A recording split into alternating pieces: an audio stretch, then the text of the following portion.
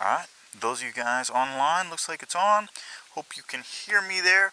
A couple of quick things I didn't check the email today, so hopefully you sent over those Bible book quizzes this weekend. If not, do remember those need to be sent over to me. I need to have them by the end of the day today, so make sure to take care of that to get credit for your Bible book quiz from last week. If you did not pick it up, it is here at the office, so swing by there and pick that up today so that you can get that graded, or that it would count for you. Then let me give you your field notes. Okay, your field notes. So again, I would get something out to write it down. That way you do not have to come in and pick it up, or you can come in and pick it up, whatever is easiest for you. But today, you should be reading Acts chapter 7, verses 1 through 21. Acts chapter 7, verses 1 through 21. Tomorrow, Tuesday, should be Acts chapter 7, verses 22 through 43. Acts chapter 7, verses 22 through 43. Wednesday, Acts chapter 8, verses 1 through 27. Acts chapter 8, verses 1 through 27. Thursday, Acts chapter 8, verses 28 through 40. Acts chapter 8, verses 28 through 40. And one quick thing, many of you that turned it in last week forgot this. You do need to have your big takeaway for the week. You need to have that done every week. So just make sure to put that. Again, that's something pertaining to, doesn't necessarily have to be what you have read or Bible class, but something else God showed you this week. It should be pertaining about something spiritual. That is my only rule on that. And again, I am going to start taking off for that, because some people I've tried to warn, but some are not listening there. So it does have to be something spiritual. But to many of you online, you forgot to write that in because you are writing them down on paper. So just a reminder. And your memory verse, John chapter 1, verses 1 through 2. John chapter 1, verses 1 through 2. All right, those of you in the classroom, make sure that your hats are off, masks are on. Yes. Yes, quickly. Okay. You have your field notes. Let me go over what assignments you will have this week, and everything is on Friday for this week. You will have your field notes due on Friday, and you will also have your verse quiz, which your verse quiz is on the back here, John chapter 1, verses 1 and 2. John chapter 1, verses 1 and 2.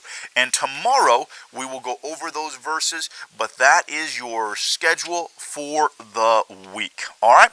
Here's what we're going to do. We're going to jump into our notes. We've got a few different things I want to accomplish today. So go ahead and open up your books to page 229. Page 229. We're going to do a few things here quickly, and then you guys are going to have an assignment that you are going to work on, okay? And I'm excited to see this one. We're going to look at miracles, okay? Jesus performed many miracles while he was here on earth. He did things that nobody else could do. So let me ask you, your definition of a miracle is what? Anybody have, give me, what would you say your definition, when you hear the word miracle? I'm going to assume most of us have used the word miracle before. Like, you get an A on a quiz and you're like, it's a miracle or something like that. But what would be your actual definition of miracle if you were to be asked? Yes? Something that's not humanly possible. Okay, that's good. Yeah. Something that's unusual or doesn't happen very often. Okay. Anybody else with a definition? What would your personal definition of miracle be? Okay, here's what I want to start out with. I want to start out giving us sort of an idea of what miracle means when we look at it in this lesson and in the Bible here. So, miracle. Write these down as your definition of miracle. You got the box there? A miracle would happen as Jesus would perform a miracle. One thing that's important for us to understand, there was a purpose behind the miracle. Jesus did not just perform a miracle, and we're going to look at some of these. He's going to feed maybe about 20,000 people at one time. The goal of that was not so that Jesus could just make sure that people weren't hungry. There was a motive behind it. There was a message. So he performed a miracle so that people would listen to his message. The message is always important. Not only was it just for the message, it also confirmed who he was. confirm God's approval on the message and the messenger. Because if they are doing something, because we're going to look at miracles, was Jesus the only person in the New Testament that performed miracles? Yes or no? Who are other people that perform miracles? Peter performed miracles. Paul performed miracles. Do you understand how, I forget which chapter it is. In Acts, the Bible says that God had given so much power to the disciples. Get this. If they were walking down the street, people would try to just be in their shadow. And the Bible says they would be healed. That's power. So it was not just Jesus that performed miracles. We're going to see many people perform them. But what it did was when this miracle would happen, people would say, only God could do this. So if only God can do it, and this man or this person over here is performing this miracle, then clearly they must have come from God. And this is the best definition of miracle just in general. An extraordinary act of God, observable to man as a sign. It is something that is unbelievable. That when you look at it, you say, only God can do this. Now, we cheapen the word miracle. I mean, we just have, we often take words and cheapen them, love, different things like that. Give me ways that you believe this word miracle, maybe like ways that it's used that maybe cheapens it a little bit. Can you think of any? Like, let me give you an example. I sort of gave you one already, right? Oh, John, go ahead.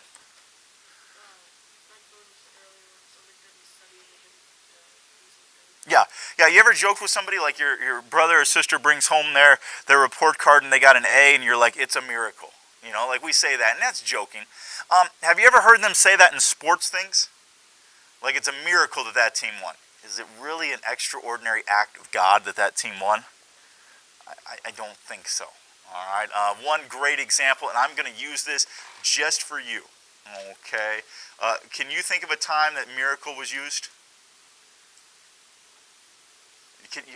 And you're supposed to be my hockey expert in the room here. This was before your birth, before my birth. 1980. 1980, there was the United States was in the Olympics. And what happened back then in the 80s, the United States would not bring professional athletes to play. So like if you were a part of the NHL or NBA, you wouldn't go and you wouldn't play. But so the Soviet Union, you guys know who the Soviet Union was, right? The Russians there, they would bring professional athletes. So and let's just be honest, many countries are better than the United States in hockey. Is that a fair statement to make? Yes, hockey is not one of the top sports. It is one of the top sports, but it's not often where people spend all of their time as far as sports go. So they're playing this game, and the United States team, nobody thought they were going to be good. They're actually playing the semifinal game, and they're beating the Russians. And I forget who the guy is that's announcing it, but it's going down. Time is going down. Time is going to be over. And he says this, "Do you believe in miracles?" And because the United States had won. That's a way that you cheapen the word. Yes? There is a movie. And what's it called?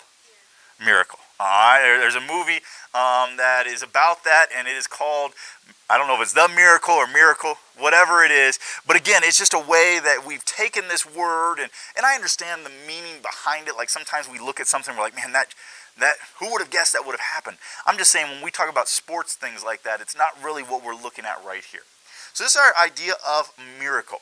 Now, here is what we're going to do, and this is what I'm excited about. I'm going to give you guys a few moments here, okay? We're going to work together, all right? We're going to work together, and I'm going to give you an assignment. You guys are going to read it, and then in like a few minutes, you are going to act out the miracle that happened. It's almost going to be, you guys played charades before? It's going to be like charades, okay? You cannot speak. You cannot speak. You and your group, you cannot speak, but everybody has to be involved in acting it out. You know what I think of every time I think of like charades now? What is that movie? Frozen 2. Have you guys seen Frozen 2? And Olaf, when he does the charades and like makes himself into all the different things, that's what it comes to my mind nowadays. All right, here's what we're going to do.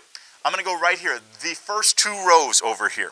Okay, first two rows, you guys are going to do, it's in your book there, but you can mark it down, Matthew chapter 9, verses 1 through 8. Matthew 9, 1 through 8. Okay? Let's go the back two rows over there. Back two. You guys are going to do John 5, 1 through 9. John 5, 1 through 9. We'll go the two back rows over here. Let's see. You guys are going to do Matthew 9, 18 through 25. Okay, two back rows. Matthew 9, 18 through 25. Two front rows. Right here, you're going to do John 11, 38 through 44. John 11, 38 through 44. Let's go the two over here. You guys are going to do Matthew 8, 23 through 27. Matthew 8, 23 through 27. And the two in the back there, two back rows, John 2, 1 through 11. John 2, 1 through 11. So first you have to read it and see what the miracle is. Then I want you guys to work as a team. How are you going to act this out in front of everybody else? Okay, I'm going to give you guys, I don't think we need that long, do we? Like 5 minutes. I'll give you like five minutes, all right? I know you guys, because listen, you don't have to work on your lines. You can't say anything, all right? So you don't have to work on your lines. Yes? What is it? I believe you guys are John 11, 38 through 44.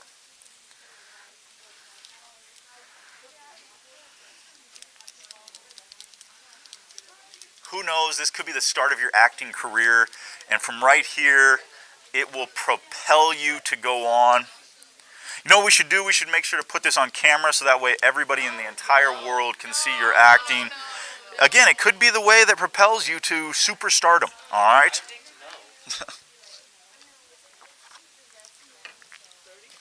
And then one day, as you're standing up there giving your speech for the award that you're going to receive, you're going to be like, I remember junior high Bible class. It's where it all started.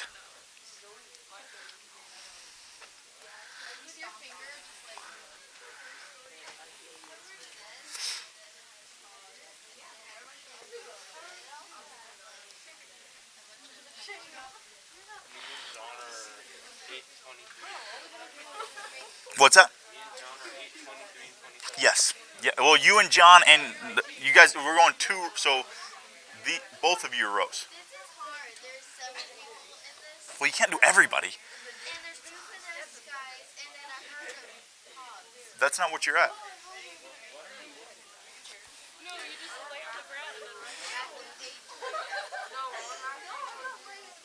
You're Matthew 8, 23 through 27. Below. Yeah, you're Matthew 8, 23 through 27. I tried to skip over some of them that would be a little bit harder. I didn't want anybody to have to act like they were a pig running off the side of a cliff, so we skipped over that one, all right?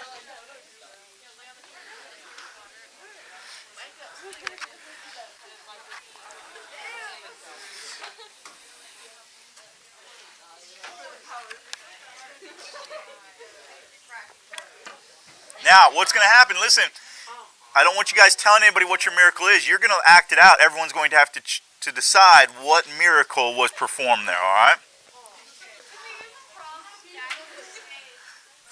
You're not allowed to use props and charades. You can do it. You can do it. Chairs?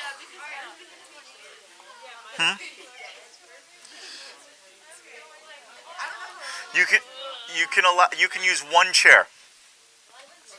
One chair. Some people, a chair will help in what they're doing. I've got the chair right here.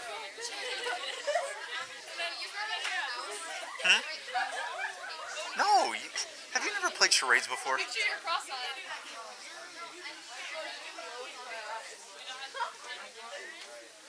All right, one more minute. One more minute.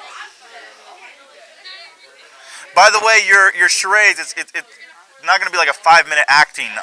Okay, so we're going to keep it quicker. All right.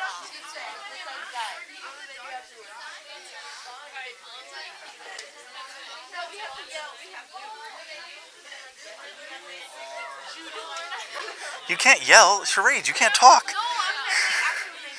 All right, all right. All right, here we go. Are we ready? Oh, I'm excited. I'm excited. I'll give you one more minute. One more minute. Make your final preparations. Again, hey, everybody in your group has to be involved. Put those away, okay? Make sure your mask is on, please.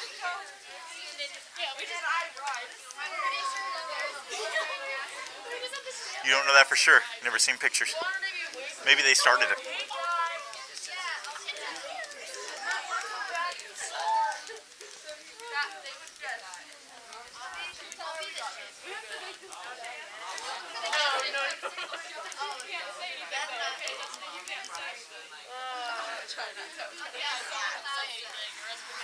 30 seconds remaining. You're automatically disqualified. Failed Bible class for the entire year.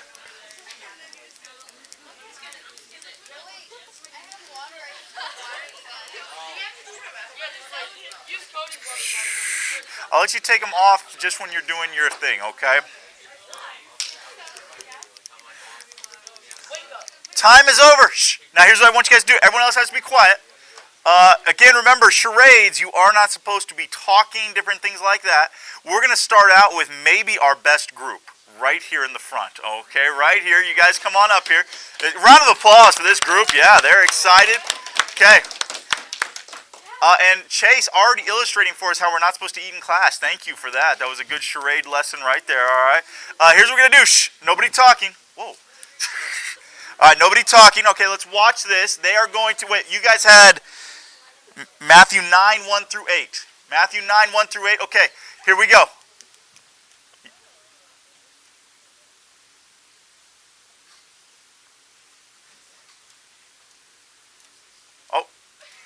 Oh, you can't leave. You can't leave.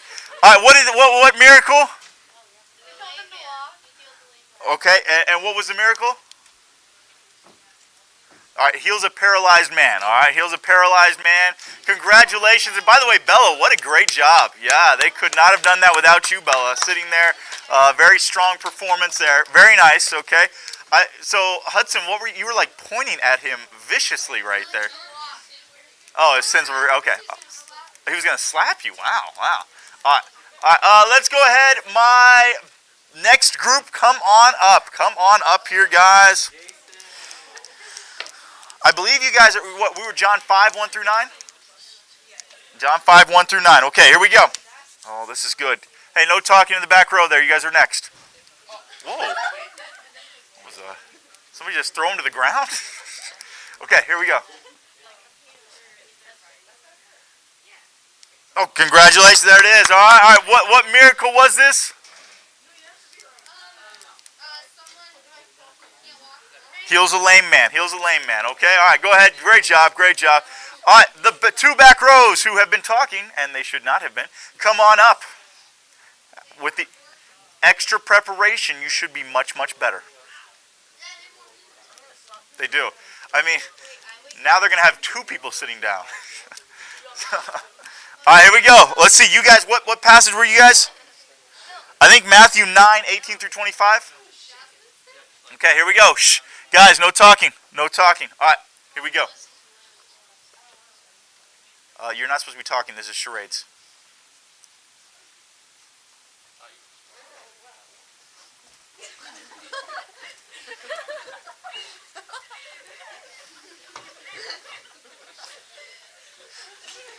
So I've got most of it. I'm a little confused. All right, did anybody throw out Jose's part. Let's leave Jose's part out, all right? We're going to come back to that. Did anybody get what happened in the first part there? Jose was an angry gremlin. Shh. Guys, nobody talking.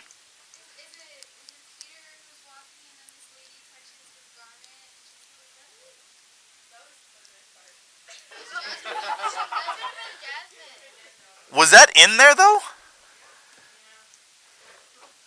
18 through 25, it was in there? I thought it was only supposed to be the healing of Jairus' daughter. Okay, all right, my bad. I thought it was only the one. All right, well, that makes a whole lot more sense, all right?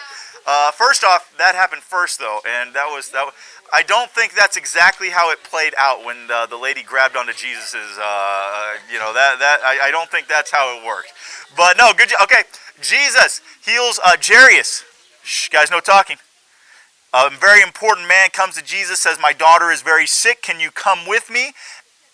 Jesus begins to come. As he is walking through the narrow streets, a lady does not grab onto him, but touches him and is healed. And Jesus stops and is like, who did this? And the disciples are like, or he said, who touched me? Disciples are like, we're in a huge crowd. You know, it's like walking in Disneyland, right? I mean, people are bumping up against you. Those strollers are used as battering rams. You know, I mean, that's what's going on here. And so that he stops. Jairus, word comes back. By the way, the worst, basically that they come, these are Jairus' servants, and they're like, hey, don't bother him anymore. Your daughter's dead. Like, could we maybe have broke the news a little bit nicer on that one? You know, but he continues to come, walks in there. Jairus' daughter, who is dead, he heals her. Okay, so that was a great job. Thank you. I did not realize that the first part was in there as well. All right, here we go. First two rows, come on down. Round of applause. Here we go. This is going to be good. I'm excited. Okay. All right, here we go. Tyler's gonna get an Oscar. Not mine. Okay, thank you, Bella. All right.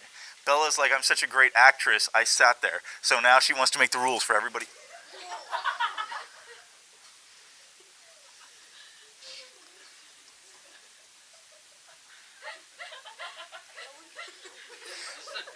I have no idea what that was. Clearly not biblical, though, I will say that. What miracle was performed here? God, and you guys had like the easiest one. Jesus was raising Lazarus from the dead, evidently. All right, evidently that was. I have no idea what happened there. Is that personal? There is definitely no Oscars being won from that performance. All right, definitely nothing there. All right, give me the next two. Next two, come on up. Let's see. You guys had Matthew 23 to 27. Matthew 8, 28 through 30. Or no, wait, which one was it? In Matthew 8, 23 to 27. 23 through 27. Okay, here we go. Matthew 8, 23 through. Shh, guys. Shh.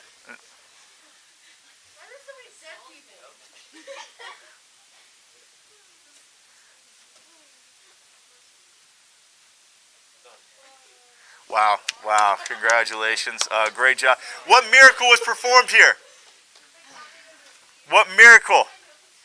Jesus calmed the sea. All right. Evidently, he was still asleep when he calmed the sea because his eyes were closed.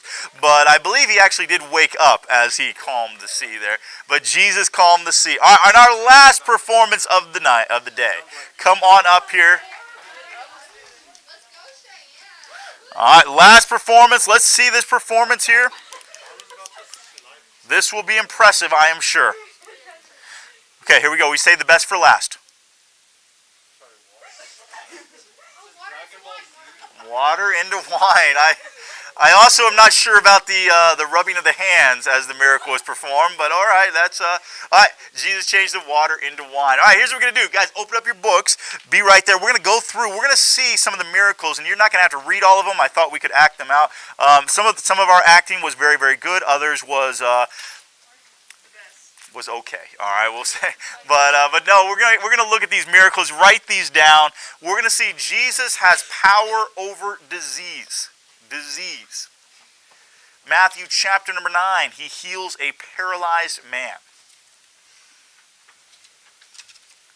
Matthew chapter 9 heals a paralyzed man. Again, this is the one. I believe this is where they let him down through the roof. Is that correct? No? All right. Well, I know it was in Mark chapter 2. I didn't know if they had it in Matthew as well. But he heals a paralyzed man. Mark chapter 7, 31 through 37. He heals a man that was deaf and mute. Was deaf and mute. Again, that just means there really is no way to communicate. Cannot see, cannot hear.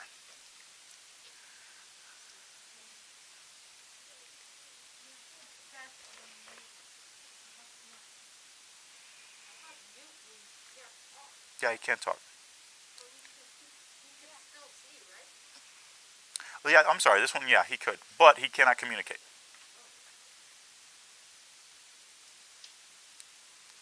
Luke 4:40. Many kinds of sicknesses. Basically, just we got to understand that the miracles Jesus did, not every one of them is recorded. There are many that are not recorded. Everybody, make sure you're writing these in, okay? And he heals a lame man, which we saw there. Disease is something that happens to so many people. I mean, I think each one of us have had members of our family. Now, when we see these diseases, we're not necessarily thinking, what do you think of when you think of disease? COVID. COVID is a virus. Cancer. Cancer is probably the one I think of the most. I would guess every single person in this room has known somebody that has had cancer or something like that. You can look at just so many different kinds of diseases and understand that Jesus has the power over those. But not just he had the power over disease, what is the greatest fear about disease? Death. He also has power over death. Power over death. And we see in Matthew chapter 9, verses 18 through 25, which we saw illustrated there. A man comes, his daughter is around the age of some of you, 12 years old. And she has passed away, or she is very, very sick. He is like, does not know what else he can do. He goes to Jesus. They're in the town of Capernaum here. Jesus begins to come with him. Now, one thing that you've got to understand is, these guys illustrated it, there was something that slowed him down. This woman slows Jesus down. If I'm Jairus, you know what I'm doing the whole time? He's like looking for this woman. He's talking to this woman. I'm like, come on, we got to go. We got to go. She's close to dying. We've got to get there. You've got to heal her before she dies. But Jesus doesn't. Can you imagine Jairus, that moment that his servants come and say, hey, don't bother the master anymore? She's passed away. But he still has faith. By the way, when you read Matthew chapter 9, let's see, you guys should have read it. What did Jesus say to the group of people that were outside mourning when they got there? Did you guys read that part? He said, hey, she's not dead, she's just asleep. What did they do? They laughed. They laughed at him. He walks into that room and heals her. Only a few people were in that room with him. I believe it was the Jairus and his wife, and then also, I'd have to look. I know it was Peter, John, I believe James. I think it was just them that were in the room that saw Jesus heal this, raise this girl from the dead. Raises the only son of a widow. When you read, nobody read this, but in Luke chapter 7, verses 11 through 15, basically they're having a funeral. And their funerals were much different than what our funerals are. Our funerals will often be, a few days after the person passes away. That gives time for family members. Back here, you would have them buried before the sun would go down that day. That would be sort of just, that was the custom there. And maybe you've seen this if you watch the news, where they would sort of carry somebody. They would wrap the body and carry them to the place that they're going to be buried. Basically, that's what's happening. As Jesus is walking, he sees sort of on a stretcher type thing, they have the body wrapped and they're coming through. This is a widow and her only son. And Jesus stops the funeral procession and heals the boy that had just died. That's never been to a funeral like that before. And the last one, John 11, another funeral service. 38 through 44. Lazarus has been dead. He's in the tomb. Jesus finally gets there. And when he does, remember, he goes to Martha and he says, Martha, can you have them roll the stone away? What does Martha tell him? Anybody remember, what does Martha tell him? What's that? Yeah, Martha's like, Jesus, if we take that stone away, there's going to be a horrible smell. He's been dead. But they do it. Remember, Jesus stands in front of that tomb and says, Lazarus, come forth. And out of the tomb walks Lazarus. Jesus has the power over death. He has the power over Satan and evil. Satan and evil.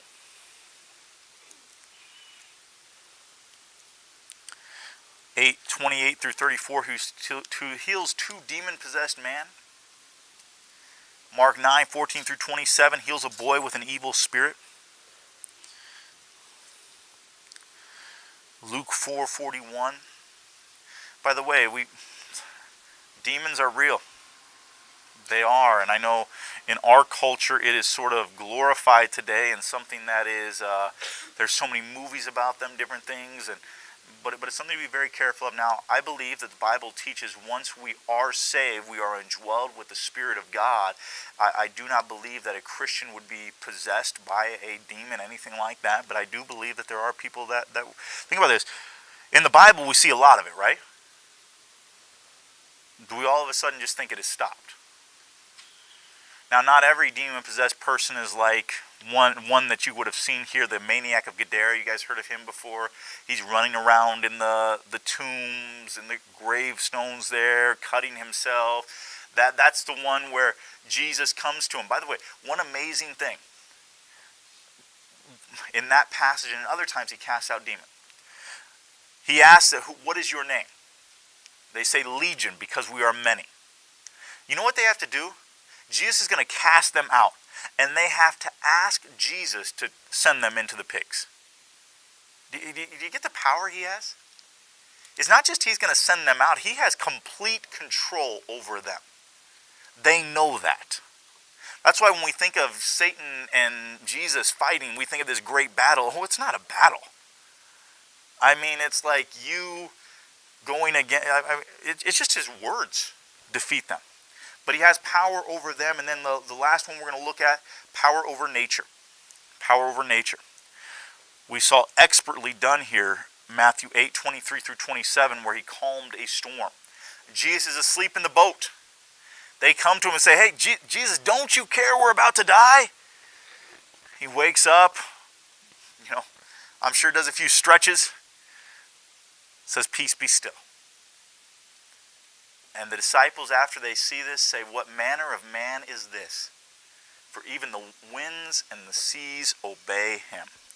Feeds 5,000 with 5 loaves and 2 fishes and changes water into wine. Hey, write those down. And once you have those written down, you can be dismissed, all right? Let's just really quick, as you're dismissed, who wins the Oscar for the performance of the day? Performance of the day.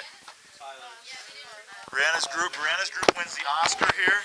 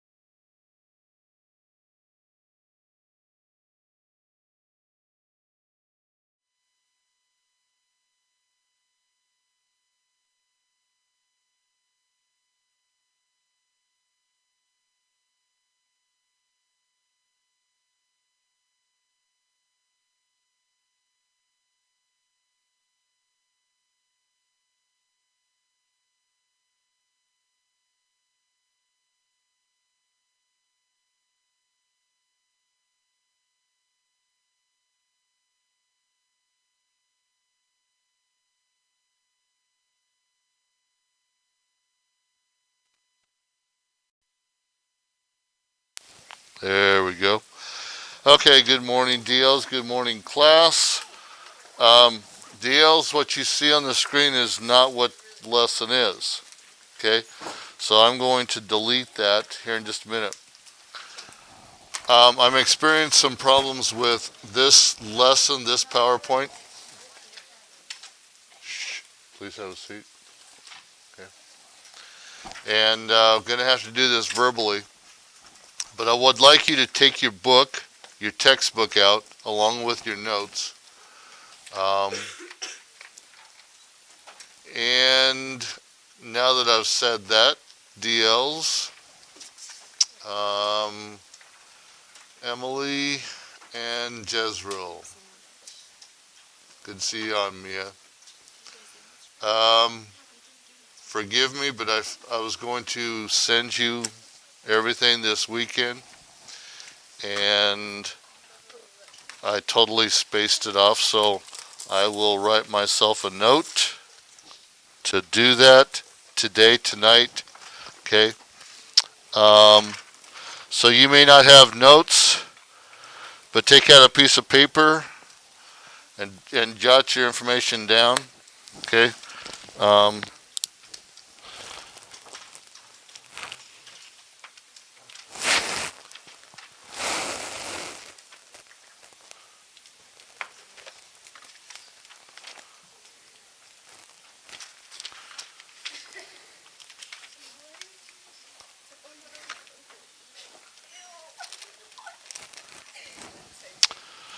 Okay, Mia, you should have this as long as the Cheyenne Express didn't go out of business. Okay? So hopefully you do have it, but I just wrote myself a note for the other two, and I'll put it there. We'll all see it. Okay, we are on page, we're dealing with pages 252 to 254 today. Okay, so if you turn in your books to 252 to 254, Jasmine, thank you. Well, I'm thinking about this too, before I get into my notes.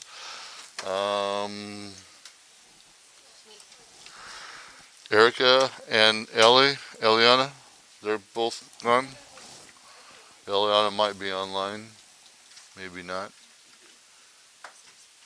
Eliana may be there. Erica, okay. Well, give them benefit of the doubt. Okay, so that's the only two that aren't in the classroom. Okay. Aaron, whatever it is, give it to her so we can get going, okay, without disturbing. Okay, so again, I'm just going to go over here and click this off, and so you see that sign, because there's no need you to see what my thumb drive says. Okay, we're on this is page 5 of your notes, and if I remember right, according to my lesson plan notes, this is where we left off, right? We finished the top of page 5? 116, right? Okay. That was what I was thinking. Okay, so we've been talking about these storms, and scientists need something, okay? They need something to help them to determine the severity of the storms, okay? So they basically have come up with 2 scales, okay? This is number 7, the strength of the tornadoes. The scales that were devised to classify tornadoes based upon the intensity and the area that they're at, okay? So your first one is what we call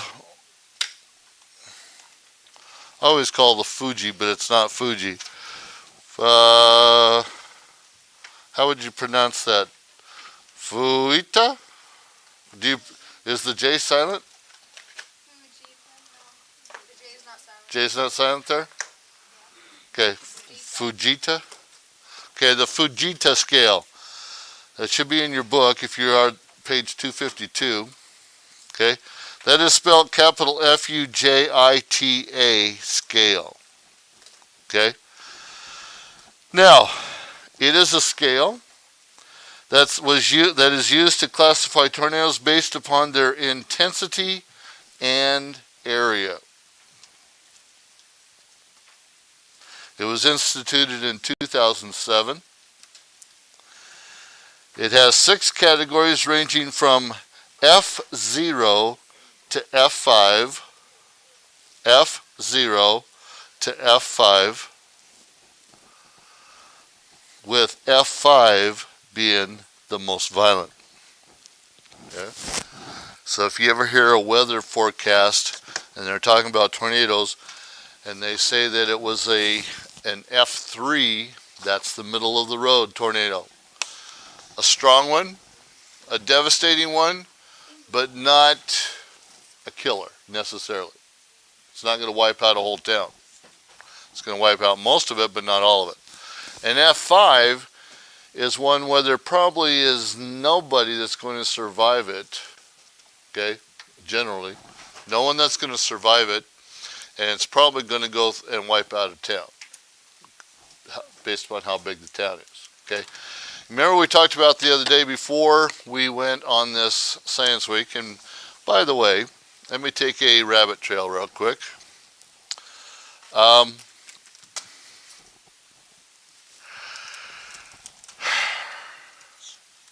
Couple things. I may have been a little bit short with some of you on Friday afternoon. Okay. It was not my intent. Okay. I was extremely, thank you. That's a good term. Okay. I was extremely stressed. Okay. That's why I tried to make it back to you, those that approached me in various ways. We were having trouble with the Elephant's toothpaste. We were having trouble getting it all set up there. If you haven't noticed, I'm pretty much a perfectionist. Okay, I like things done right, and if it doesn't go right, it bothers the tar out of me. So things weren't going too right up in the kitchen with the 9th and 10th graders, and I wanted them to help me, and I wanted them to be a part of this, and they were, and they did, they were having trouble, let's put it that way, okay, getting this all in. So we were on a time crunch, and you know when you're always on a time crunch, everything always seems to happen, right? You're trying to get someplace, and invariably something's going to come up and something's going to distract you and everything. But anyway, a long story short, we were having trouble up in the kitchen getting things done for that lunch, and and what I should have done was I should have stayed with our last trial, because we did have out here a trial last Wednesday? Yeah, it was Wednesday. Okay, where we had an explosion. Okay, and all the other trials we had basically what you saw out there, just kind of this little. Okay. Now I know the little kids enjoyed it, and that's good. I'm glad they did, and I hope you, in some ways, that you weren't involved with this, but I hope that you guys here in the classroom enjoyed it to the best that it was presented. But I should have stayed with that, but we tried something because we wanted to get our propellant underneath our liquid. And no one ruined anything. Okay? No one ruined anything. So don't even make the comments. We struggled because they filled the balloons a little bit too full. Okay, and so we only had a 4-inch cylinder to put them in, and so we were trying to work those down in. And so anyway, it didn't work like what I wanted it to do. Okay, and yes, we didn't have quite the ingredients to make it work properly. So we were working with what we had and trying to do the best we could with what we had. Going back to what I started off with, I apologize for anybody that I was short with, okay, that day, because I know a few of you came up to me as I was hurriedly trying to get from there to my room to up there, because we still had to set up out there and get all that going. And so my mind I was focused on that and frustrated, stressed out. And so I apologize to anybody that I may have made you feel wrong or bad or whatever. Okay, so forgive me for that. I tried to go back to those that did approach me, just to find out again, once I kind of calmed down, what you wanted and what you came up to me for. So, but anyway, I apologize for any of that. But I hope that last week, whoever's tossing these things around, please stop. Okay? Yeah, you know who I'm talking about. I hope that last week I hope you enjoyed last week. Okay? Very seldom do schools take a week off, basically. You didn't take a week off from every subject, but we did for this one in science, and had some fun. Okay? It was our first one. And so when we do it again, we'll, have a little bit better understanding of what to expect and different things. But I hope you enjoyed the week. Different things that we did. And I didn't want to make them too difficult of things because of our time frame here in class.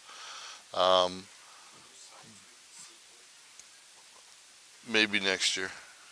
Yeah. But I think we're trying to establish this as a yearly thing. And so, but anyway, I just hope that you had fun last week. And that was the intent of the week. Okay? Chase? Why do we use the balloons? Because we had to get the propellant underneath. Okay. And we felt that if we got the propellant underneath the liquids, which was the you asked me a question. Why are you talking? He asked me a question. Why were you talking?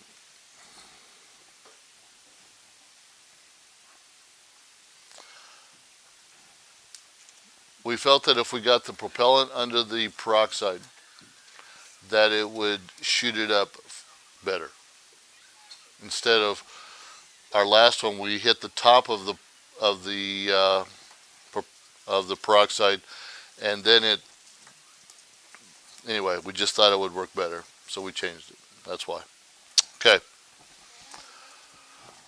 Yes, ma'am. I'm sorry? Honestly, I have no idea. I thought they would be coming around somehow with a note or whatever and letting us all know. Once I find out, I'll let you know. Okay?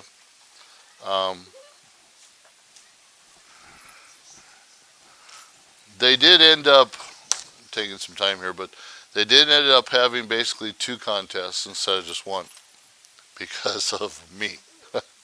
Because of me. I misunderstood what Mrs. Rule wanted to do, and what she was intending was there would be one egg case presented from this class that would be for both design and launching. Okay, and I didn't understand it that way, And that's why we had our little contest to determine who had the best design and the best lunch. Okay, so because of that, we ended up having two contests established. One for sixth through 12th, because the sixth grade, since I'm their teacher, was involved with that mistake, and fifth on down had theirs. So, but the launching for 6th through 12th, I believe Maya from 9th and 10th won that one. The best design from 6th through 12th, it was either you or it was Landon Winder. Okay, but I honestly cannot remember. She showed me, but I can't remember. Okay, yes. But for the launching process, the 10th graders did get cider, but no class found out if their eggs got broke. No eggs broke. No eggs broke. Okay, Bella, have a seat, please. Okay, okay, that's fine then. So as soon as I know, I'll let you know, and you might even probably find out before I do. Okay, that seems to be how it usually works. Okay, so Fujita scale. We just talked about that. Okay, the second one, number 2, the enhanced. How'd you say it? Fujita. Fujita. Okay, scale, or what abbreviation, the EF scale. Okay. Now there's an extra credit thing right there, that if you were to, on a quiz or a test, put both of those, EF scale or write it out, then you would get some extra credit because you went the extra moment. The EF scale, as it's normally called, assigns intensities from F0 to F5 based upon the damage of the tornado. Okay, or the damage that the tornado does. So this one is based upon the damage that it creates, okay, not the intensity, which is the first one, the enhanced, okay. The EF scale also provides more accurate measurements So number 2 is of damage. The enhanced Fujita scale. Or, the first one. What was though? okay, listen, okay. We're on number 2. The 2 blank is the enhanced Fujita scale, or EF scale. 2A, since I'm reading them, I should go alphabetically. Say them. 2A, the EF scale assigns intensity from F0 to F5 based on the damage a tornado does. The damage a tornado does. That's letter A. That's 2A. Okay. 2B. Okay.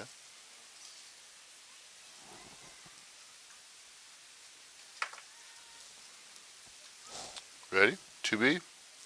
2B scale, or 2B scale. The EF scale provides more accurate measurements of damage. More accurate measurements of damage. Okay? Did everybody get number 1? Everything for number 1? The Fujita scale. Okay, the number 1 was the Fujita scale. 1A, intensity and area.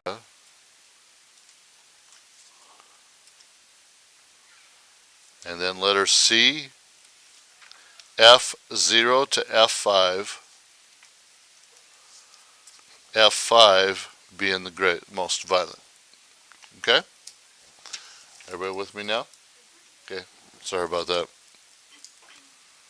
So looking at letter B there on 7B, the level of damage corresponding with each rank is the same in both scales. However, the EF scale provides just a more accurate measurement of the damage. Okay, so they're both based upon F0 to F5. It's just that the EF scale is a little bit more precise in its measurements. Okay, number 8, your water spouts. Water spout, or what they're also called, aquatic tornadoes. So that should tell you something by just without even looking at the definition. These are tornadoes that happen over water. Okay, generally we don't talk about them that much because we always just think about tornadoes as these huge dust devils that are on land. Okay, but they do come over the water, and we call them water spouts. 8A, water spouts are not associated with supercell thunderstorms. Okay, so you don't have this big, massive cumulus cloud developing over the ocean. Okay, when that happens, you start having what we call the hurricanes. Okay, water spouts do not suck up water. Okay, the winds start to kick up ocean spray. The water spouts are a great threat to small boats, and so the water spouts are not as powerful as land tornadoes. So the water spouts don't come down. They're not sucking up like a tornado on land does.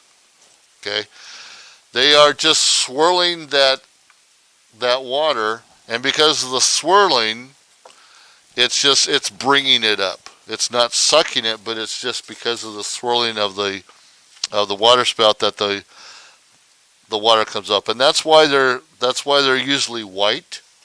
Okay, is because of the water. What you're seeing is the water or the spray of it. Then you have number 9, a dust devil. Dust devil, a natural vacuum cleaner. Okay, is basically it's a rotating column of air that starts on the ground and is not associated with a cloud. Okay, sometimes you go out to especially Arizona or at least to the desert area, and you'll see these dust devils happening, and there's no clouds at all in the sky. Okay, it's just the atmospheric changes. They start on the ground. Letter B, they're not associated with a cloud. C, they form during the late afternoon when the ground starts to cool. D, they're usually smaller than 10 feet in diameter. And E, the dust devil wind speeds has measured at 60 miles per hour, and they last 1 to 10 minutes. Okay? You probably have heard this story, but when I was young, we used to always try to get in the middle of those dust devils just to experience the whirling of the wind. Okay? You had to make sure your eyes were closed and mouth was closed, but it was fun from that perspective. Page 6. A closer look at tornado safety. Number 1, about 1% of thunderstorms produce tornadoes. Number 2, tornadoes are generally short-lived,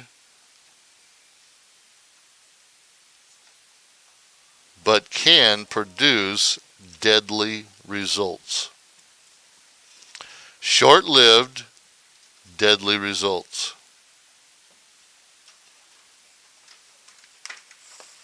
So, hopefully you've established this now.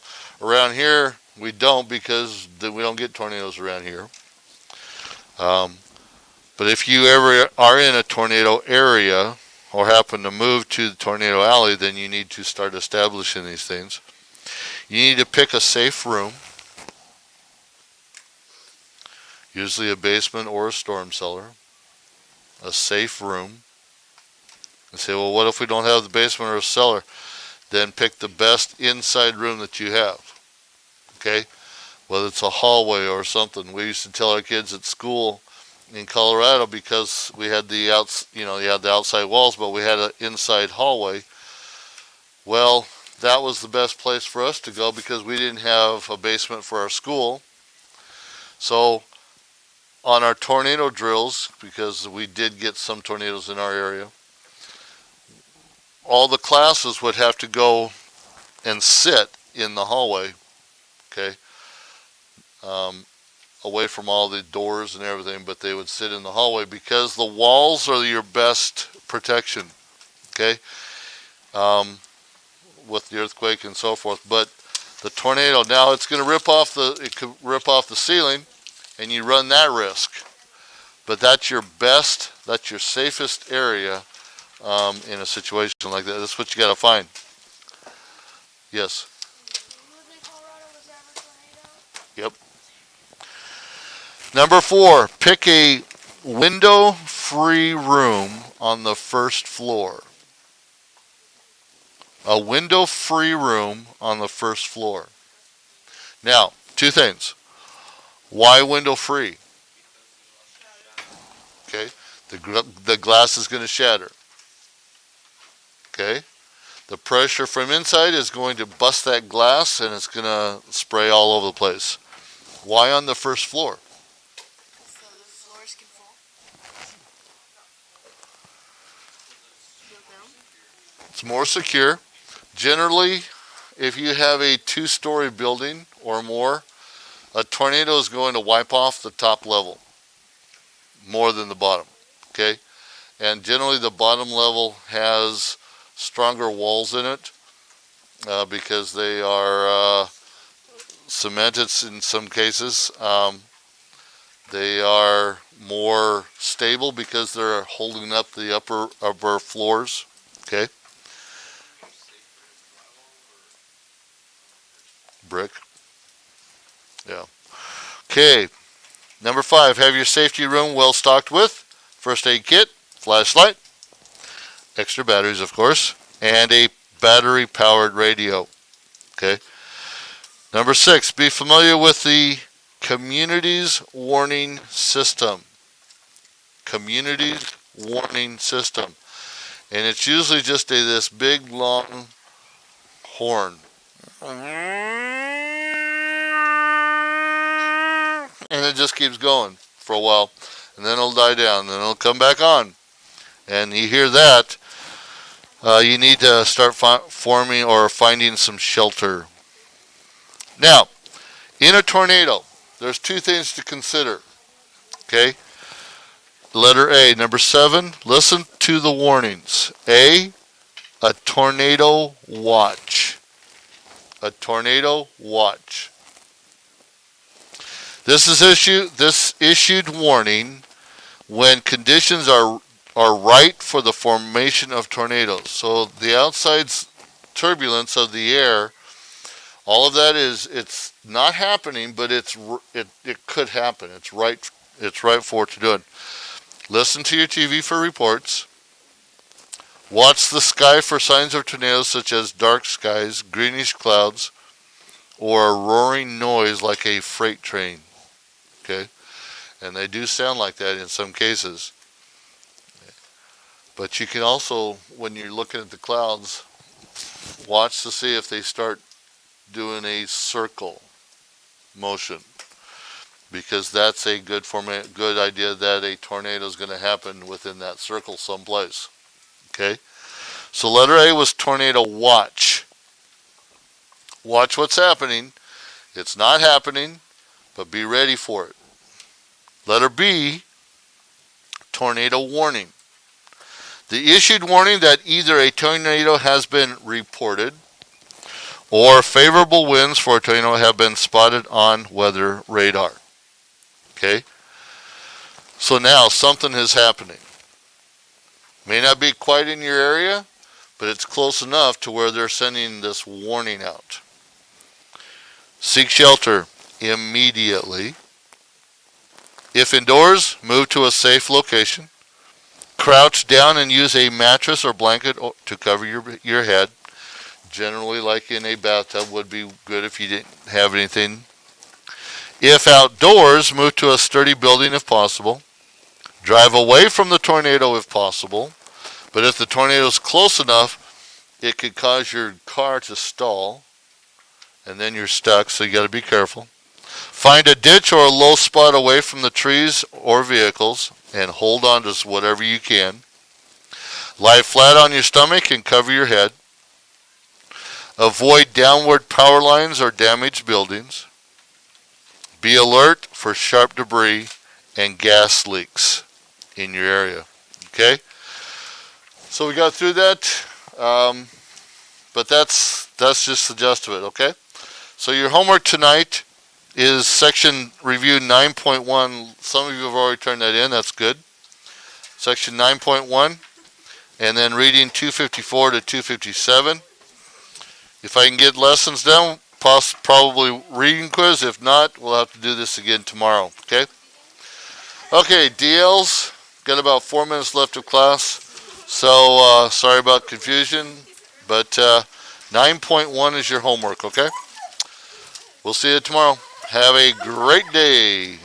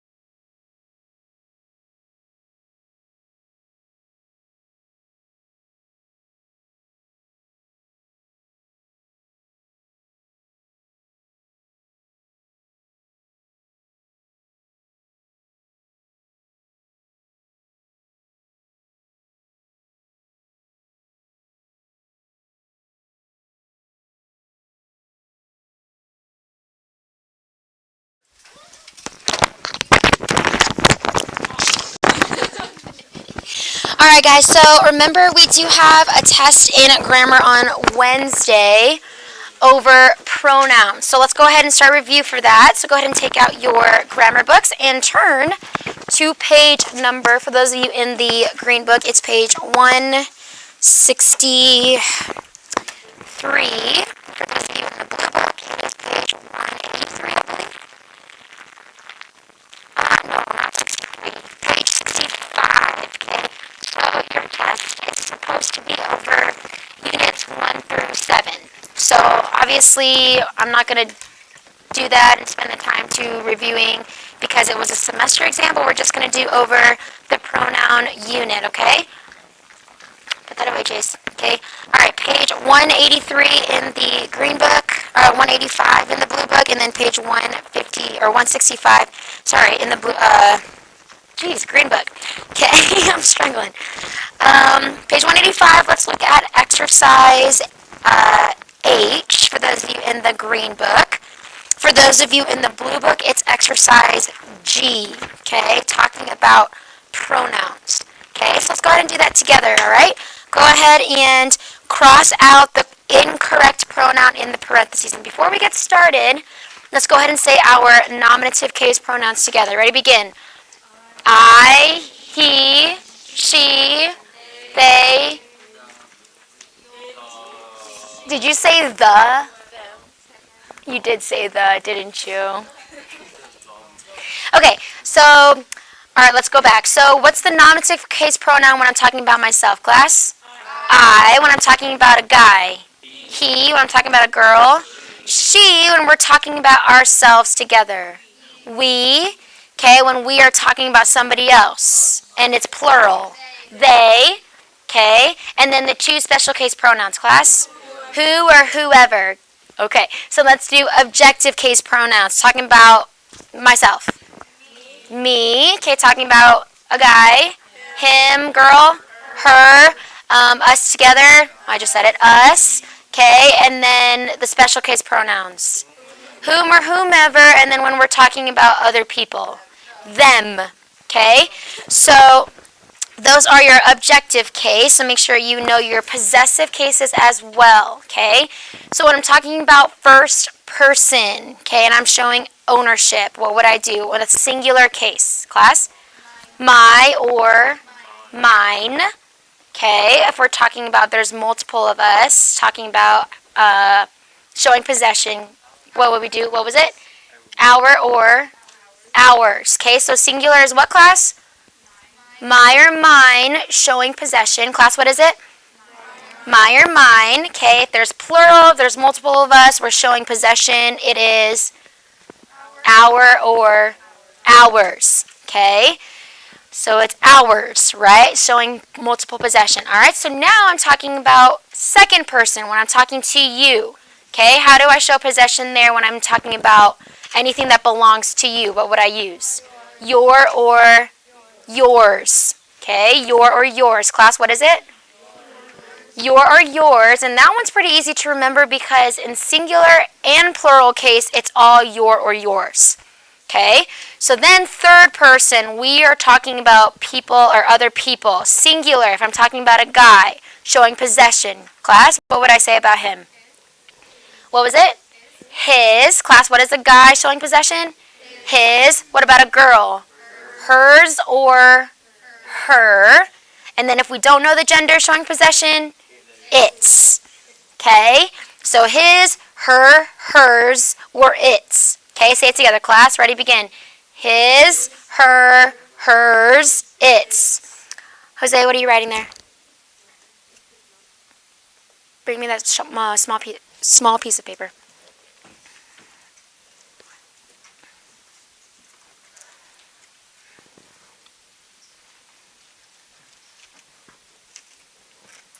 Got it. Not during class, okay? All right. Go ahead and do exercise G, page 185, and page 160. Oh, actually, one more thing, okay?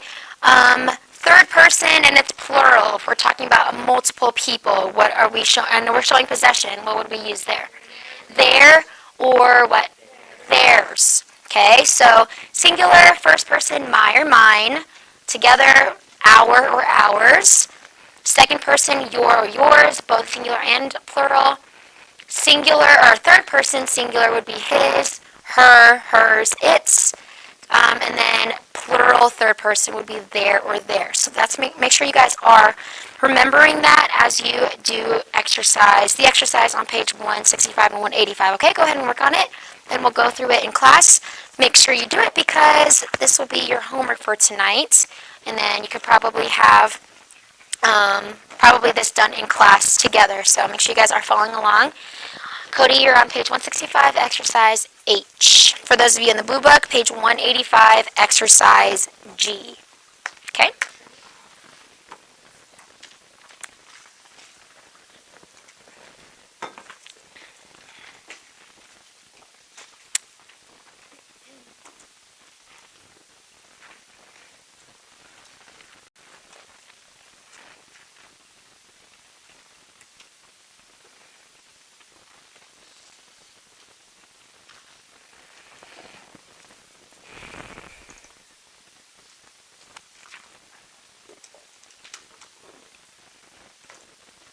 Do you need a pen or a pencil? Took you 20 minutes to realize you need a pen or a pencil. More like 10. Wow. So dramatic, Micah, so dramatic. Take your pick, I guess. I would. I'd keep them all. You're last, Micah. Just kidding. All right, go ahead and work on the exercise. Let's go do number 1 together, okay? For those of you in the blue book, continue working. Let's go over the green book. Number 1, everyone has finished reading the book except for Marcus and she or her. Who has this one? Natalie? Good. You would cross out she. Okay, why? What is it being used as? OP, and we know OPs use which case class? Objective. Good. Number 1 in the blue book. Everyone has given the teacher his or their homework except Antonio and she or her. Okay, who has this one? First tell me, is everyone singular or plural? Okay. So, since it is singular, what would we choose there, class? His. Okay. Singular pronouns need singular, obviously, pronouns as well. So, his, in this case, would be an adjective, but his homework, except Antonio and she or her. What would we choose there? What would we cross out? Bella? Good. You would cross out she. Same thing here, because except Antonio and she or her is a prepositional phrase. Prepositional phrases need what class? Objects, and objects use which case? Objective. Okay, I'm sure everyone knows that except for, or besides Bella and Jasmine. So if I ask a question, make sure everyone's participating, okay? John, sit up. Number 2, okay? Give me number 2. What did you correct there, or what did you choose there or cross out, John? Oops. What did you cross out?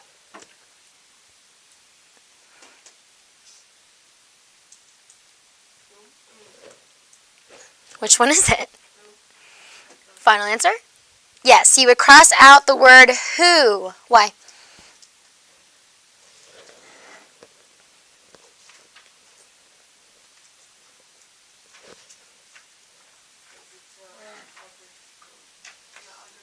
Good, it is an OP. My word to is my preposition. Good. The cat went back to finish his or its nap. Destiny, what would you cross out there? Good, you would cross out his and choose its because we don't know the gender of the cat. Number 3, them or those are the girls who or which did the recitation. There we go. Resuscitation.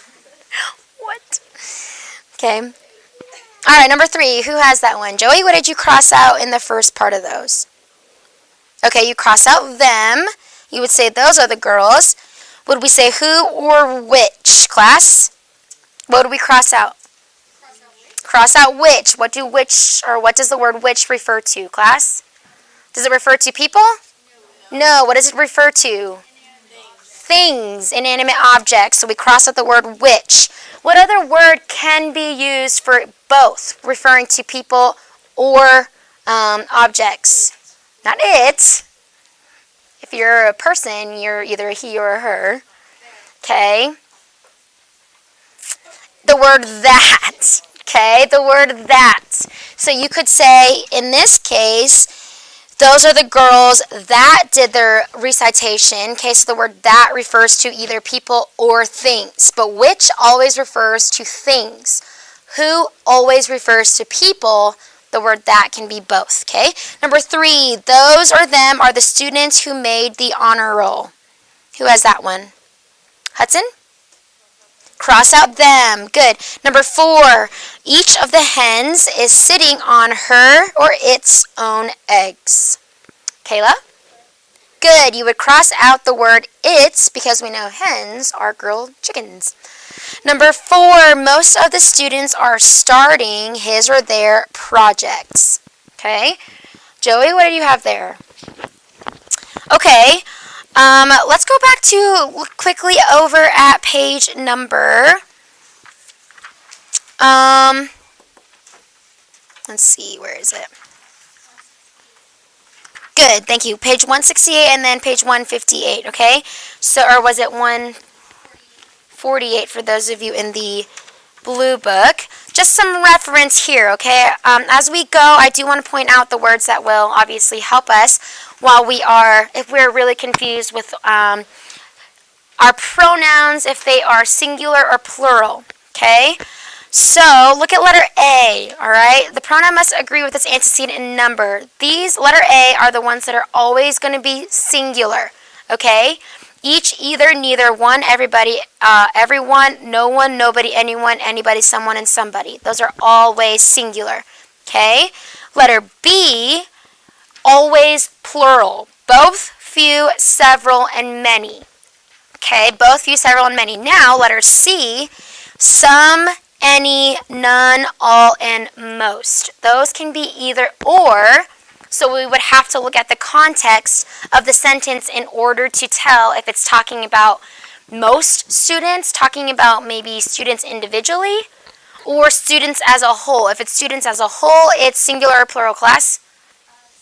Singular. And if it's talking about the students, like the individual students, it would be plural. So, on number 4, okay, do you think most of the students are starting, most of the students, is it talking about the students as a whole, starting on their whole project? Or is it talking about the individual students talking about their individual projects, class? So individual, so yes, that would be plural. But I'm trying to make you guys see the thought process that we need to go through in order to choose which pronoun. So it is plural, so Joey, what would you choose there?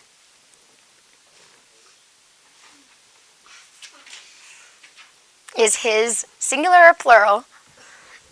There, I would choose there, right there, okay? So there, number 4.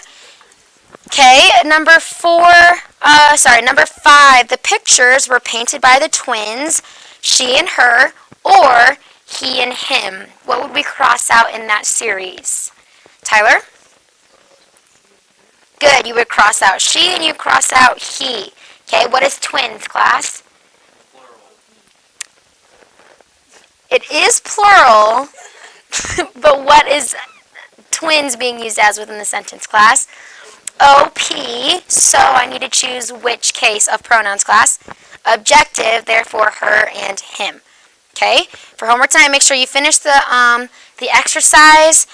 I know we said we'll go through it in class, but we can, but I just want to go through other subjects before we end. So go ahead and take out your literature. You can keep your grammar book out, so you just keep it to the side of your desk if you haven't finished it already, and then you can work on it right after.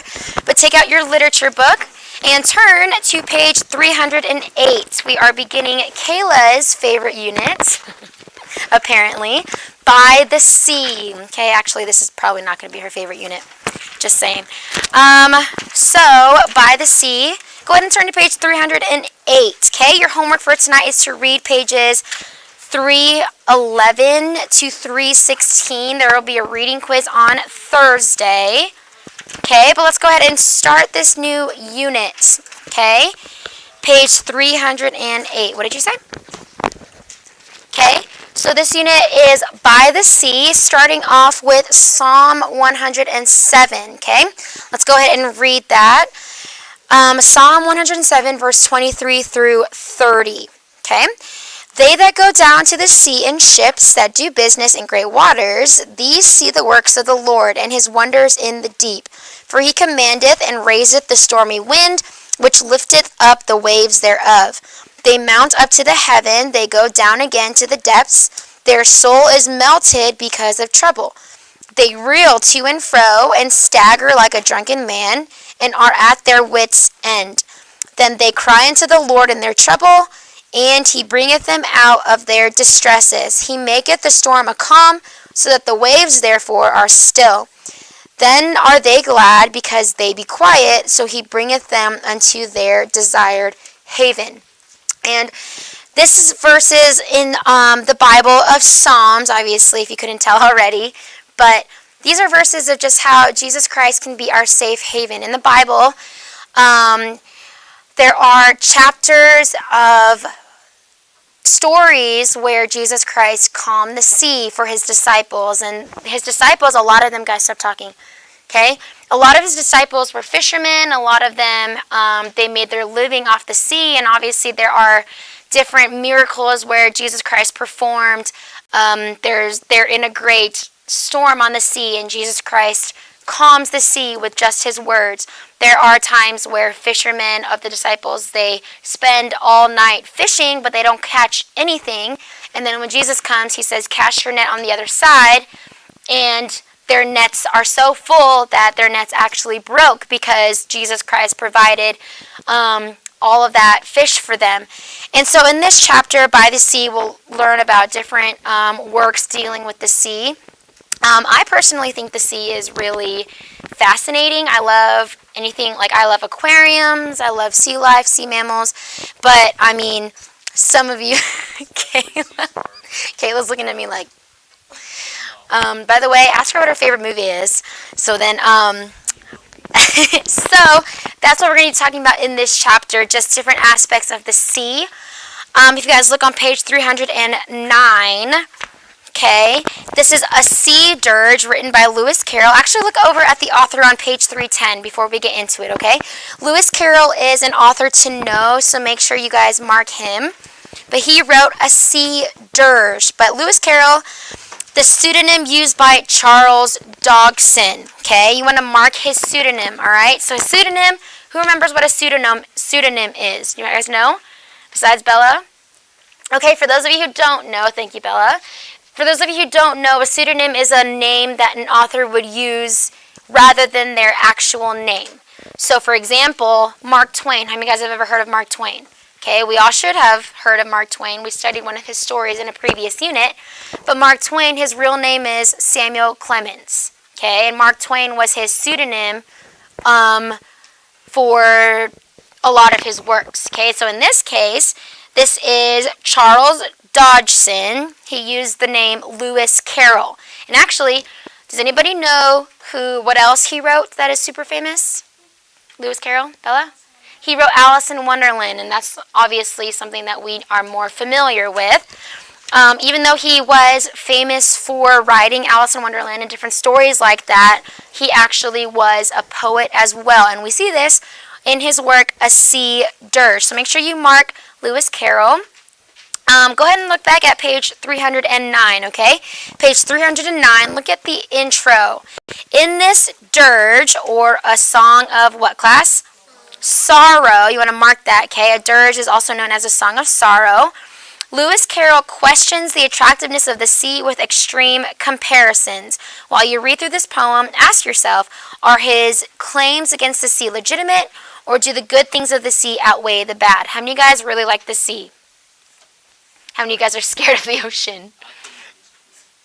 Okay, obviously Aquaman is not real. Okay, but I personally like the sea. Okay, but actually one time when I was in, I am scared of sharks. Are you scared of sharks? No? Who's scared of sharks? I am deathly afraid of sharks, and I have a fear that every time I go in the sea, they're just going to nip at my ankles. I don't know why. No, because this one time I was in Hawaii, I was surfing. Every time I fell off my board, I would like swim as fast as I could, and I was like, I'm not going to die, because I was really scared of sharks. But I personally really like the sea. I like looking at the sea and aquariums, but you have a question? No, I am not, because I've seen Jaws, super cheesy. Oh, sorry, Siri.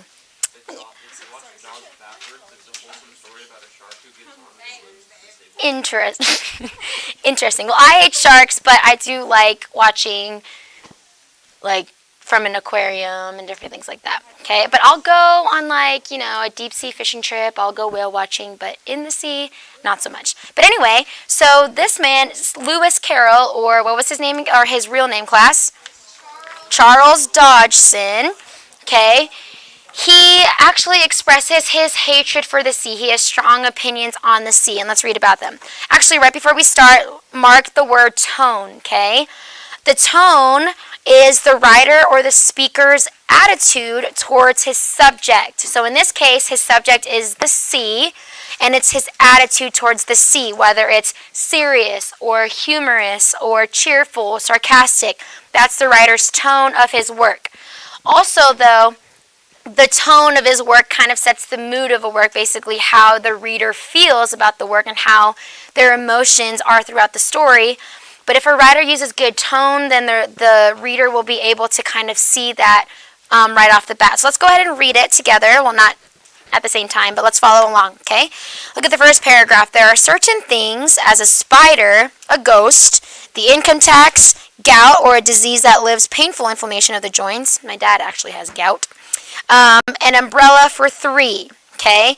So obviously it's kind of starting off with some things that he probably doesn't like, okay? Spiders, ghosts, income tax, all of those. That I hate, okay? The things that I hate, there are certain things that I hate, but the thing that I hate most is a thing they call the what class? The sea. He hates the sea. So let's read about it. So he already tells us that he hates the sea, okay? Pour some salt water over the floor. Ugly, I'm sure you'll allow it to be. Suppose it extended a mile or more. That's very like the sea. Beat a dog till he howls outright. Cruel, but all very well for a spree or a short, lively outing. Suppose that he did so day and night. That would be like the sea. So he compares the sea to pouring salt on the ground, or like salt water on the ground, something that we would want to clean up right away. He compares it to beating a dog. Okay? Really extreme that he hates the sea. Look at the third or the fourth stanza. I had a vision of nursery maids, tens of thousands passed by me, all leading children with wooden spades. And this was by the sea. Basically, he says in this paragraph, I had a dream that these nursery maids would lead the women to the sea and probably lead them over there. And he said, this is by the sea. I hate the sea. Look at the next stanza. Who invented those spades of wood? Who was it cut them out of the tree? None, I think, but an idiot could, or one that loved the sea. So he basically said, I had this dream. It was a really pointless dream, and they were by the sea. Then he says, who made these, like the wooden spoons that these nursery maids had? And he said, basically, it's probably someone who loved the sea, honestly. And then, it is pleasant and dreamy, no doubt, to float, with thoughts as boundless and souls as free. But suppose you are very unwell in the boats, how do you like the sea?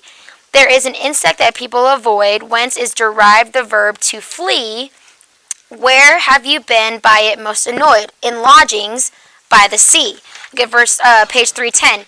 If you like your coffee with sand for dregs, the sediment found in a liquid, so sand in your coffee, a decided hint of salt in your tea, and a fishy taste in the very eggs, then by all means choose the sea. And if with these dainties to drink and eat you prefer not a vestige of grass or tree, a vestige is evidence of something that existed, so basically putting grass or tree in something like a part of a tree in what you eat, and a chronic state of wet in your feet, then I recommend the sea. So he says if you like putting grass and trees in anything that you eat, And if you like walking around with wet feet all the time, have you guys ever been on a water ride at an amusement park and your socks get wet? Isn't that the worst feeling? So that's kind of what he says. If you like that, then he says choose the sea, because that's basically what it's equal to. Look at the last 3 stanzas. For I have friends who dwell by the coast. Pleasant friends are they to me. It is when I am with them I wonder most that anyone likes the sea.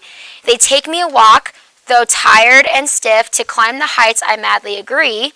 And after a tumble or so from the cliff, they kindly suggest the sea. I try the rocks, and I think it cool that they laugh, and with such excessive glee, as I heavily slip into every pool that skirts the cold, cold sea. Okay, so he basically just states that obviously he hates the sea and compares it to a lot of things, and he has strong opinions about how he hates the sea. Okay, so that is a sea dirge. All right, so your homework is to read page 311 to 316. That is going to be your quiz on Wednesday. Sorry, give me 1 second. 316? Yes, page 316. All right? Question? It's just his opinions on the sea, not really, so. But yeah. Thursday, because Wednesday is our grammar test. Okay? We do have spelling. Let's take that out really quickly. Tonight is just to study, but let's review that. You should have already turned in your spelling words twice from list 21. If you haven't done that already, make sure you turn that in by the end of the day. End of this class hour. But let's look at that really quickly so that we review that for your quiz tomorrow. Okay, we're going to read through the words so we know how they are pronounced when I dictate the spelling words for you. Okay, I was grading your spelling quizzes over the weekend, and some of you guys made me laugh with the words that you thought I dictated. But anyway, so let's go ahead and look over list 21. Okay, that will be quiz tomorrow. So tomorrow is a spelling quiz. Wednesday is a grammar test. Thursday is a reading quiz. Okay? All right, let's go through the words together. Ready? Begin. Number 1, academically. Okay. Number 2 is appreciation. 3, brilliant. 4, very. 5, class, consequently. Okay. Consequently. Let's say it together one more time. Ready? Begin. Consequently. Number 6, criticism. Notice how it's spelled with a critic and then ism, not C-R-I-T-I-S. Okay, but it is pronounced criticism. All right, number 7, disease. Number 8, divine. Number 9, guarantee. Number 10, handled. Number 11, involve. Number 12, laborer. Number 13, morally. 14, omit. 15, persuade. 16, propaganda. 17, pursuit. 18, shepherd. 19, stepped. And then 20 is woman. Okay? Some people do. So make sure you guys are studying that, going over your... Shh, guys, please turn around, Jose. We're not dismissed quite yet. I just want to go over and make sure everyone has the homework for tonight. So tonight is just to finish exercise H for those of you in the green book, exercise G for those of you in the blue book, 311 to 316. Tonight, reading quiz on Thursday, and then study for your quiz in spelling tomorrow. Are there any questions? All right, make sure you turn in your spelling homework. You have time to, we're not dismissed, you have time to work on your grammar, so go ahead and work on that until the bell rings, okay? Homework with exercise.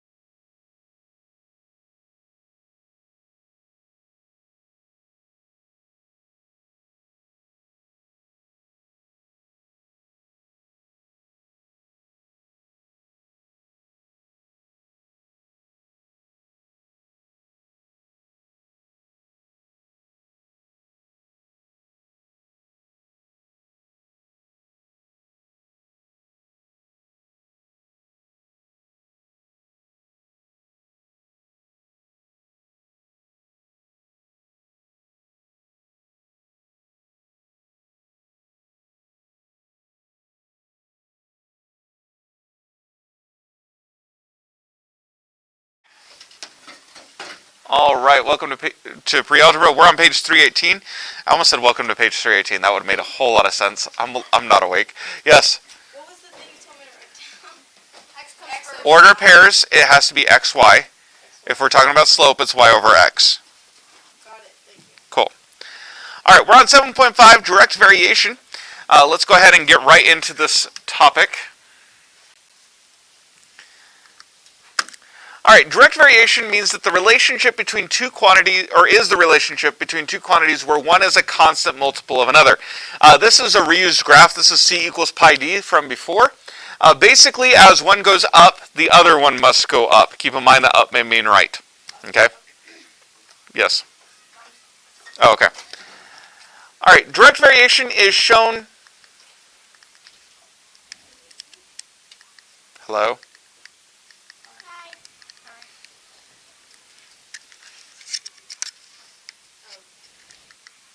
Okay. Apparently the batteries are dying. All right, in general, y equals kx. Now this should look semi-familiar. It's got some differences, but it should look semi-familiar. You guys remember the slope-intercept form is y equals mx plus b, right? Okay. So, first of all, if there's no plus b, where's the intercept? B. None. 0. It's at the origin. Okay? So if it's a direct variation equation, it has to go through the origin.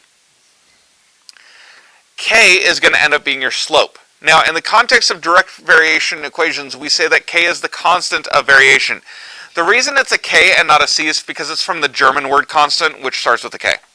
So that's why it's a K. That bugged me for years until I was like, oh, because German. Got it. Okay. So that's why. The generic term for constant is K because Germans pioneered a lot of science and math. All right. In this particular graph, c equals pi d. In other words, pi would be our constant of variation. Does that make sense?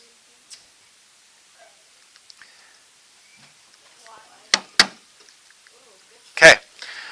Just needs a little progressive maintenance. All right. Can you just turn this to Rolex? He just gets up and he goes. It just needs new batteries. That's all it needs. I just didn't realize it was dead. All right. Sorry, he's just being really annoying. I'm so sorry I was talking to him. Jasmine. He was making weird noises.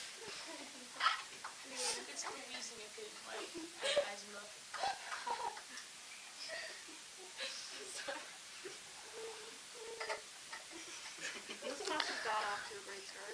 Proportional relationship is a relationship between two quantities where the ratio of the output is constant. Okay? A direct variation equation will always form a proportional relationship. I know we tend to steer away from always statements, especially in science, because there's always that, but what if? Okay? In mathematics, that's not possible. Okay? By definition, direct variation equation will create a proportional relationship. Does that make sense? Okay, they are essentially one and the same. So the difference here is that we rearrange our equation. That double arrow, by the way, just means that you can do the following. That's all it means. There's a deeper math reason behind it. I'm using it unintentionally. For all you care about, it just means we can go from one to the other. Okay? Basically, I can say that the constant will equal the output over the input. Okay? And that's the difference. Proportional relationships are usually written in... That's super helpful. Let's get an actual laser point. All right. Proportional relationships are usually written this way. A direct variation equation is written this way. They are interchangeable. Does that make sense? Direct variation will create a proportional relationship. You can get a direct variation out of a proportional relationship. I should have used a double arrow, but my bad. All right, make sense? All right. The graph of a direct variation equation will always go through the origin. Always. Always. Again, definition. Okay? It has to go through the origin. If it doesn't go through the origin, you do not have a direct variation equation. Make sense? Cool. So, let's graph y equals 1/2 x. This is a direct variation equation. You graph it just like you would a normal equation. There's really not a whole lot of new here. Okay? Does that make sense? Except we know it's going to go through the origin, which we also know just by looking at it, right? Because there's no plus b. Right? So I know I'm going to start at the origin. Okay? And then keep in mind this means rise over run, so I'm going to go up 1 to the right 2. Yes, the order does matter.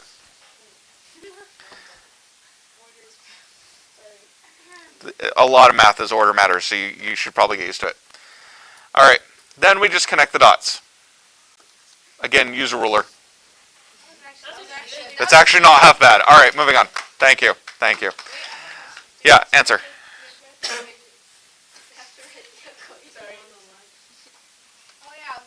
Yeah, you probably should. I always forget. Yeah, I know. I lost a lot of points for that in school, too. All right. That's basically it. All right, so, again, really nothing new, right? Okay? Pretty straightforward, except now you're going to go through the origin. You just know that if it's a direct variation equation. Now, just like we can have proportional relationships, we can have non-proportional relationships in a shock to everyone. Okay, I'm kidding. Okay, this is kind of a duh statement. Okay, it's basically, it's not proportional. It doesn't go through the origin. I know, right? All right, to test if you're not given a graph. Okay, because given a graph, you can look at it real easy. It's a straight line that goes through the origin. Done. If you're not given a graph, you're either stuck graphing it, or you can just test it.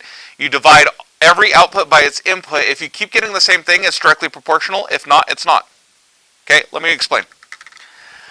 For part A, let's say I'm given this table of values. Okay, which one is the output, X or Y? Y. Because I asked. All right, and I'm just sorry. All right, I'm just kidding. All right, so Y is our answer here. I should probably change this from yellow so we can actually read the thing.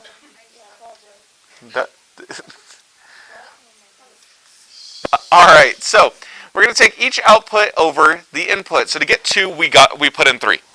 Okay? It's Y over X, output over input. Okay. So 2, 3 is the first pair. Then we have 4 over 6, which reduces down to what? 2 over 3. And then I have 6 over 9, which reduces down to 2/3. Okay? So is this proportional? Yes. So this is proportional. You just write proportional or not proportional. Okay? And then K equals 2/3. We give the constant. All right? Does that make sense? All right? Let's check this one. Okay? It looks like it could potentially be, but, well, we'll see.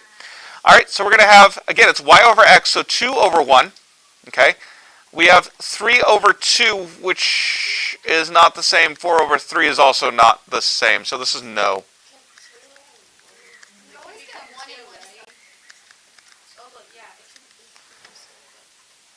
But it's not constant. This is 2. This is 1.5. This is 1.3. They are not the same. Does that make sense? No, it's not close. Not at all. Close only counts in horseshoes and hand grenades. All right. Or rounding exercises. All right. What? Hand grenade? That's... Yeah. Because you're still going to get your target. Anyway, moving on. It may not be a politically correct thing, but it's true. All right. So, does that make sense? There's really not a whole lot new here. This is probably the newest thing as far as like how to test it. But again, you just put Y over X and see. As long as you get the same answer every time, it's proportional. If you don't, it's not. Make sense? Pretty straightforward?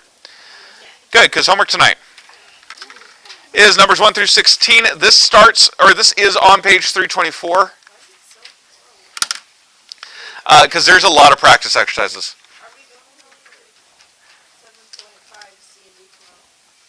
Yeah. So we'll be finishing out this lesson tomorrow. We want to make sure you guys have the basics of direct variations down first before we start messing with a whole lot of different things. So make sure you do page 324. It's only numbers 1 through 16. You seriously have 5, 10, 15, 20, 20. You guys have seriously over half the class. If you go home with homework tonight, it's because you slacked off in here. All right. So does that make sense? Do your work.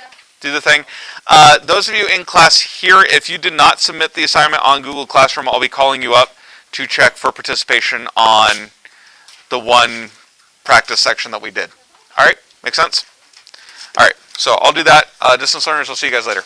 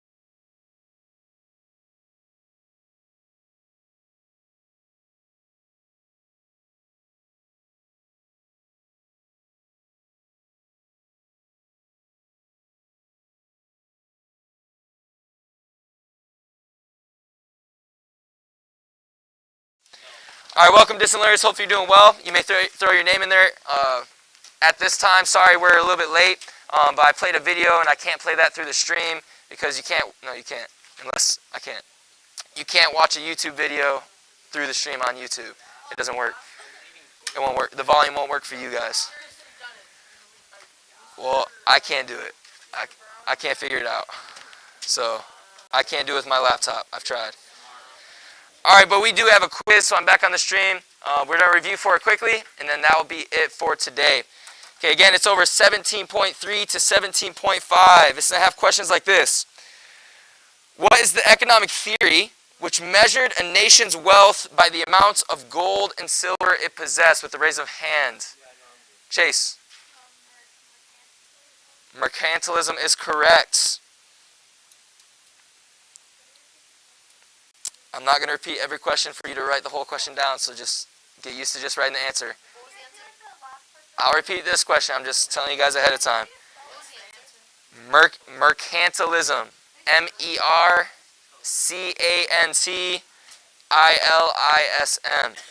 Okay, what is the economic theory? Would you guys like to go outside? Since you're being annoying to the class.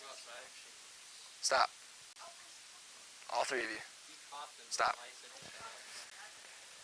Okay, what is the economic theory which measured a nation's wealth by the amount of gold and silver it possessed? Okay, other questions like this. Who was the first true Prime Minister of England? Nope. Who was the first true Prime Minister of England? Nope. Prime Minister. Nope. The one who helped the king. Okay, you don't need to know his whole name, so I'll tell you his first name. Robert is his first name. You got to know his last name. I'm not telling you the answer. I told you guys the question. I'm not telling you every answer. You can't just put Robert. Nope. Who was the first true Prime Minister of England? The first true Prime Minister of England. It was a note we did. It was right in the notes. Again, this is over 17.3 to 17.4. So probably from the middle of the notes to the end. If you can't find it, you'll want to write that down and find it later. Okay, moving on. Okay, this one should be a little bit easier. Who was the British interference in America who became the ruler rather than the exception under what monarch? George III. George III. What is it, John? You are correct. John is correct if you heard him. So hopefully you're listening. John, don't repeat it. There you go. Someone was listening. Okay, this is another easy one. In what year did the War for Independence begin? 1773. What year did the War of Independence begin? 1773. Well, we know when the Declaration was made. 1776. So what year did the war begin? 1775 is correct. You don't need to know the exact date, just the year. 1775. I'm not reading all of them. This is not in order on the quiz, but yes, this is the fourth question I've asked. Ask a friend. This is why I tell you guys to be quiet and listen. I'm not repeating questions. For those who are talking, you're distracting your classmates.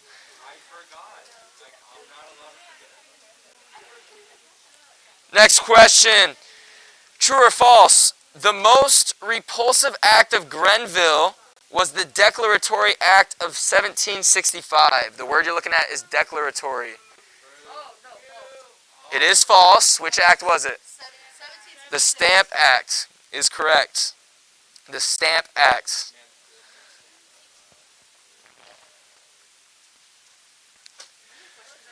It's probably going to be like 10 questions. Grenville, yes. Of Grenville. Grenville. I'm not repeating it, guys. You got to listen. And I'm not asking them in order of the quiz. So it could be any random number on the quiz. So writing numbers doesn't really help you.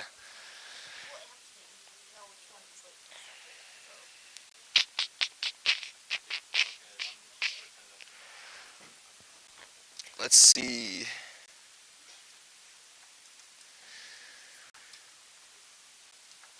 Okay, what man attempted to avoid open conflict and preserve peace? Because of this, the Mexican government stubbornly claimed all of Texas and refused to negotiate. Is one of our last notes, I believe. Okay, he was a president. He attempted to avoid open conflict and preserve peace. But because of this, the Mexican government stubbornly claimed all of Texas and refused to negotiate. James Polk is correct. James Polk.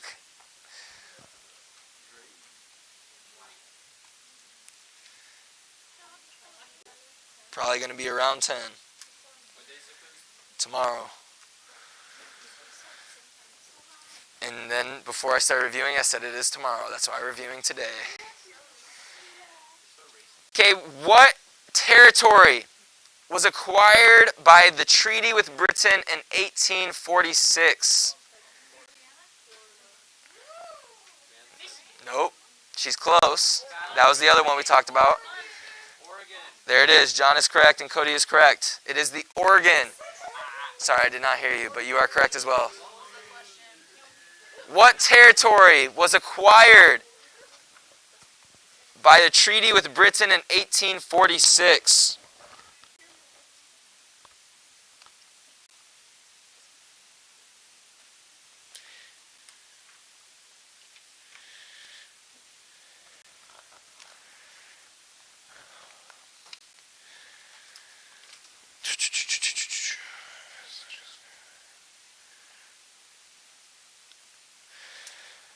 Okay, what two countries, okay, obviously England being the first, but what were the next two countries because of poverty and because of persecution and different things, okay, political turmoil, were the next two to have thousands of people leave their nations and come to America? Ireland. Germany and Ireland is correct. Okay, what two countries were the next, obviously England being the first, but were the next two that were the main ones where thousands of people left their country and came to America because of political turmoil, poverty, all those different things? It was Germany and Ireland.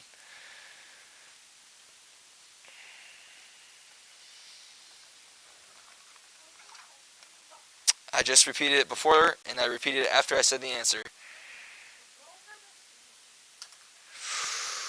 I think that one was the George III.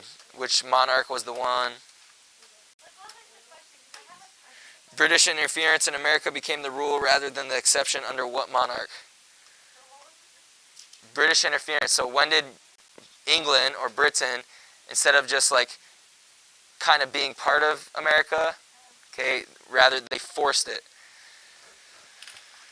It became a rule rather than just an exception. Okay, last question I'm going to help you guys with again. I'm probably just going to narrow this down to just 17.3 and 17.4 to help you guys. It won't be over 17.5.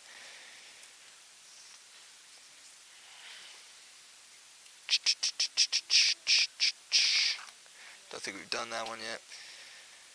Okay, here we go. This is probably the last question I'm going to review with you guys again. I don't review every question. You do have to study the notes, Destiny. So yes, I'm not telling you every single question that's on there. Because you just said, this is only the 8th question. Yes. Okay. Let's see. I know which one I want to do, but I'm thinking of how I'm going to word it. Okay, there will be some easy questions on there that I did not ask. Probably like, well, we already did that one, but who is known as Commander-in-Chief?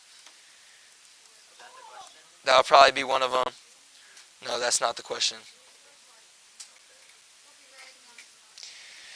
Okay, here we go. The United States also began to look out for the interests of neighbors. Okay, many Spanish colonies in South America had recently won independence from Spain and were still quite weak. So what was made? It's by a president. I can't say his name because it's part of the document. But what document was made basically saying, hey, if you attack the South America and these other people, these other nations that were just beginning and growing, America would step in and help them. What was it known as? The Monroe Doctrine. Good. The Monroe Doctrine.